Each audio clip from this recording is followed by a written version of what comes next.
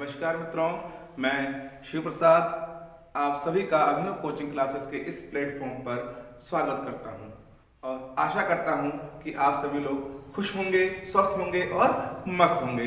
आज हम हिंदी व्याकरण की इस कक्षा में आगे अध्ययन करेंगे भाववाचक संज्ञा का। इससे पहले हमने जातिवाचक संज्ञा, व्यक्तिवाचक संज्ञा, समूहवाचक संज्ञा और द्रव्यवाचक संज्ञाओं का अध्ययन भली भांति कर लिया था और आशा करता हूं कि आपको वह सब भली भांति समझ में आ गया होगा। आप सब लोग कॉपी कलम लेकर के बैठिएगा और लिखते चलिएगा, नोट बनाते चलिएगा। इसीलिए हम आपको एक एक पॉइंट का गहन अध्ययन कराते हुए चल रहे हैं। ठीक है, चलिए आज आगे हम अध्ययन करते हैं भाववाचक संज्ञा का। जानते हैं ये भाववाचक संज्ञा है क्या। ये भाववाचक संज्ञा का अर्थ होता है कि जो हमको भाव का बोध कराए, अर्थात गुण का बोध कराए, अर्थात किसी संज्ञा के गुण का जो संज्ञा बोध कराए वह हमारा क्या होगा, भाववाचक संज्ञा। तो हम कह सकते हैं भाव अर्थात गुण का बोध कराने वाली संज्ञा।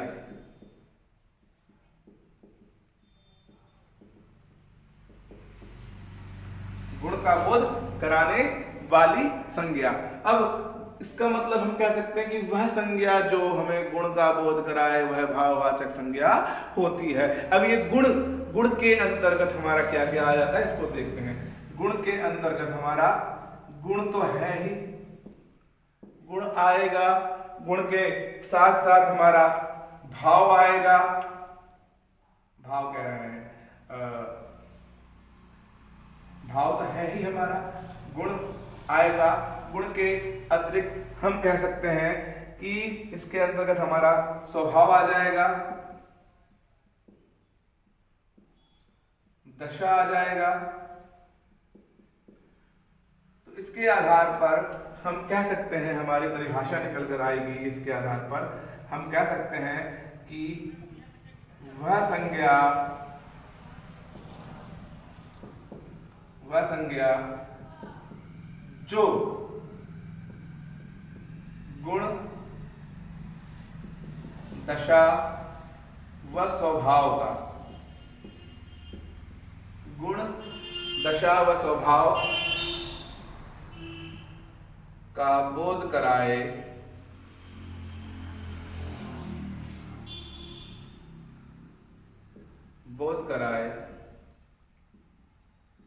भाववाचक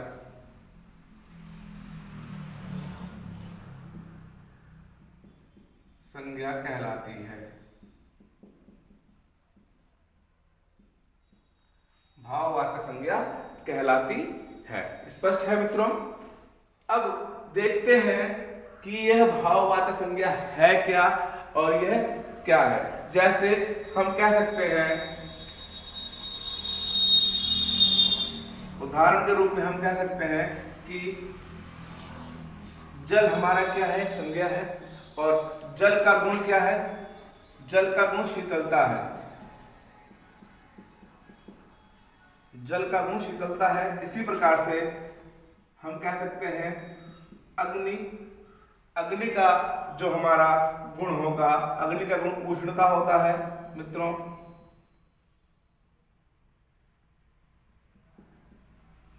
इसी क्रम में हम कह सकते हैं मानव, भाई मानव भी हमारी संज्ञा है और मानव का गुण क्या होगा, मानव का गुण होगा मानवता। मानव का गुण मानवता। इसी प्रकार हमने कह दिया लंबा, और लंबा का गुण होगा लंबाई।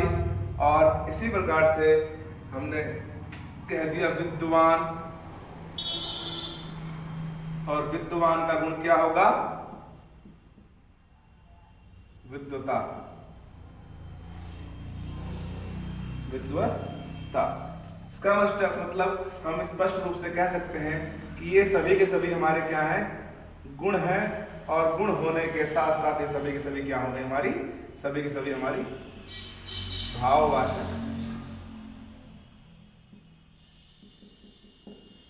संज्ञाएं हो गई। स्पष्ट है? तो हमने क्या देखा मित्रों, यहाँ हमने यह देखा कि संज्ञा का गुण था, जिस शब्द के माध्यम से संज्ञा का गुण, स्वभाव या दशा का बोध हो, वह शब्द हमारा क्या कहलाएगा? भाववाचक संज्ञा कहलाएगा। अब मित्रों हम देखते हैं कि हमारी जो भाववाचक संज्ञा है इसका निर्माण किस प्रकार से होता है। तो इसको मिटा देते हैं और आप लोग स्क्रीनशॉट ले लीजिए।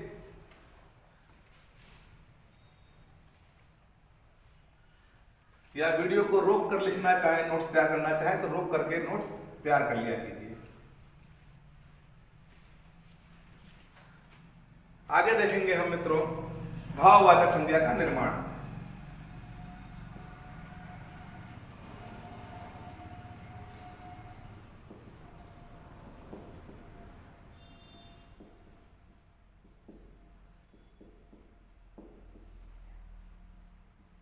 भाववाचक संज्ञा का निर्माण किस प्रकार से होता है? देखिए हमारी जो भाववाचक संज्ञा है वह भिन्न भिन्न प्रकार से निर्मित होती है। जैसे हम कह सकते हैं, अभी हमने पीछे उदाहरण के रूप में देखा था, कुछ संज्ञा थी, कुछ विशेषण थे, तो हम कह सकते हैं कि जो हमारी भाववाचक संज्ञा का निर्माण होता है वह जातिवाचक संज्ञा से होता है। भाववाचक संज्ञा का निर्माण हमारा जातिवाचक के अतिरिक्त हमारा सर्वनाम से होता है, सर्वनाम के अतिरिक्त हमारा क्रिया से होता है, विशेषण से होता है और अव्यय से होता है। अर्थात हम कह सकते हैं कि जो हमारी भाववाचक संज्ञा का निर्माण होता है यह निर्माण 5 प्रकार से होता है। 5 प्रकार से होता है। किससे होता है? नंबर 1 जातिवाचक संज्ञा से, नंबर 2 सर्वनाम से, नंबर 3 क्रिया से और चौथा हम कह सकते हैं विशेषण से।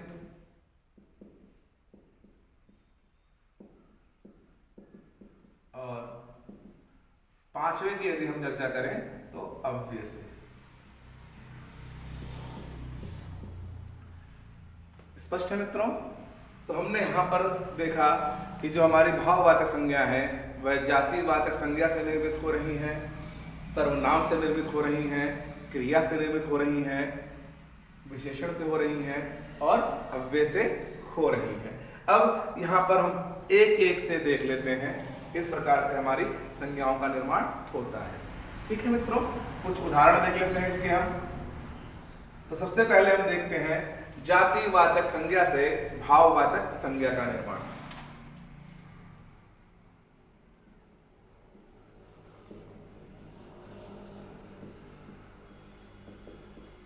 भाववाचक संज्ञा किस प्रकार से बनती है? अर्थात हम पहले जातिवाचक संज्ञा लिखेंगे, फिर उस जातिवाचक संज्ञा से हम भाववाचक संज्ञा बनाएंगे। ठीक है, सबसे पहले हम देखते हैं, अभी पीछे हमने उदाहरण में देखा था मानव।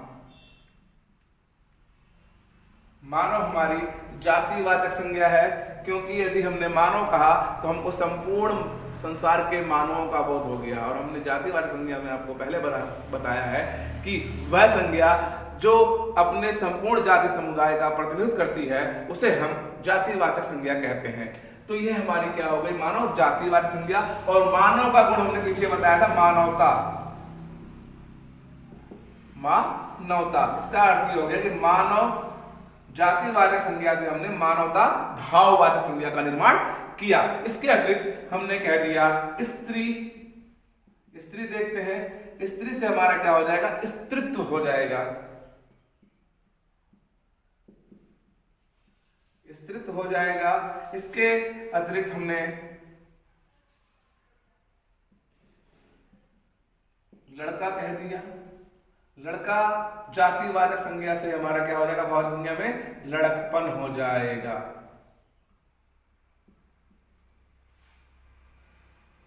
हमने बूढ़ा कह दिया। बूढ़ा से क्या हो जाएगा मित्रों? बुढ़ापा हो जाएगा। बूढ़ा से बुढ़ापा हो जाएगा।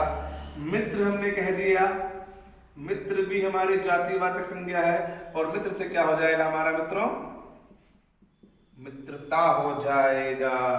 स्पष्ट है? इस प्रकार से हमने देखा मित्रों कि जातिवाचक संज्ञा से हमारा भाववाचक संज्ञा का निर्माण हो रहा है। ठीक है, इसी क्रम में हम देखते हैं मित्रों, हमने कह दिया दास। दास भी हमारे जातिवाचक संज्ञा है, संसार के सभी दास का बोध करा रही है और दास से हमारा हो गया दासत्व। ठीक है, तो ये कुछ मित्रों हमारे जातिवाचक संज्ञाएं थी और इन जातिवाचक संज्ञाओं से हमने भाववाचक संज्ञाओं का निर्माण किया। अब हम आगे देखते हैं दूसरे नंबर पर सर्वनाम से भाववाचक संज्ञा का निर्माण। तो इसको मिटा दिया जाए मित्रों, स्क्रीनशॉट ले लीजिए।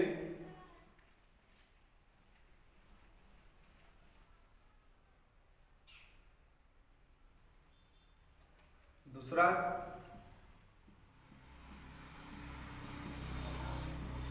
सर्वनाम से भाववाचक संज्ञा का निर्माण। ठीक है, तो सर्वनाम से देख लेते हैं। सर्वनाम से जैसे हमने कह दिया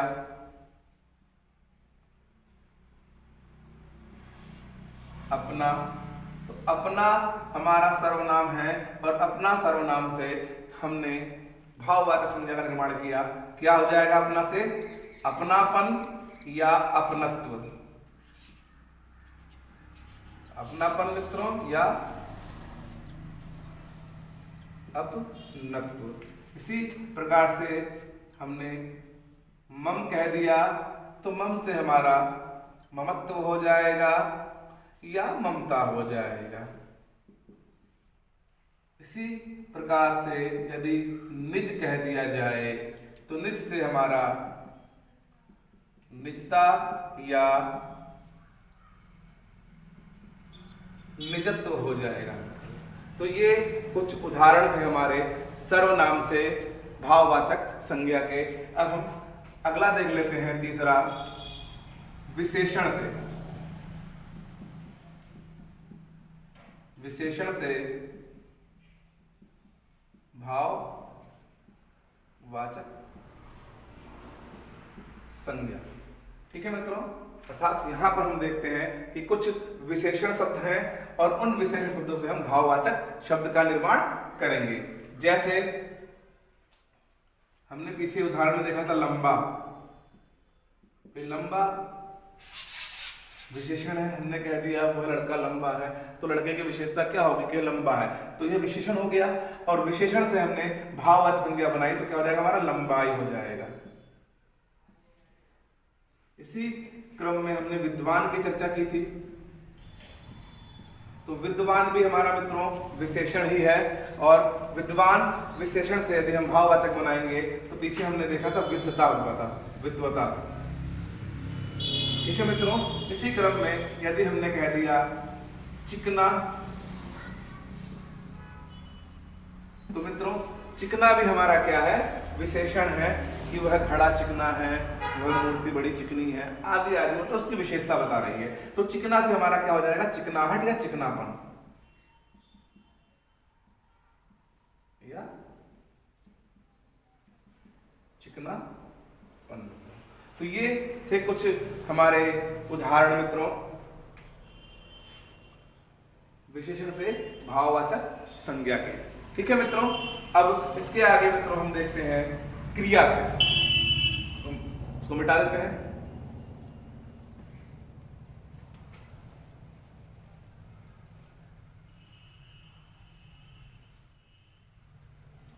चौथा हम देखते हैं मित्रों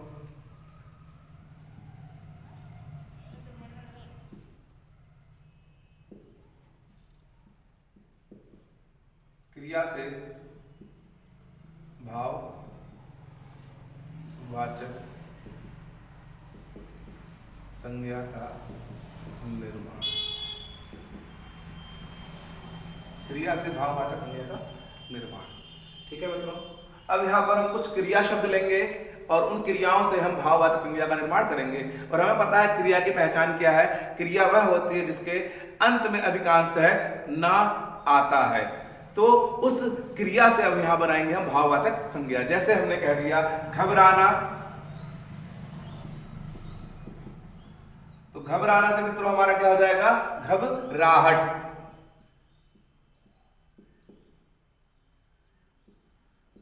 घबराहट हो गया। इसी प्रकार से मित्रों हमने कह दिया सजना, सजना या सजाना, इससे हमारा सजावट हो जाएगा। हमने बहना कह दिया, तो बहना से हमारा बहाव हो जाएगा मित्रों। और इसी क्रम में हमने आगे अन्य उदाहरण देखा, तो हमने चढ़ना कह दिया, तो चढ़ना का भाववाचक हमारा हो जाएगा चढ़ाई, चढ़ाई हो जाएगा मित्रों। और इसी क्रम में हमने कह दिया दौड़ना, दौड़ना का हमारा दौड़ हो जाएगा भाववाचक संज्ञा मित्रों। और मारना, मारना क्रिया से हमारा क्या हो जाएगा मित्रों, मार हो जाएगा। तो ये कुछ हमारी क्रियाएं थी और इन क्रियाओं से हमने भाववाचक संज्ञा का निर्माण देखा। अब हमारा अंतिम बचा है अव्यय से भाववाचक संज्ञा का निर्माण। ठीक है, इसको मिटा दे रहे हैं, नोट कर लीजिए।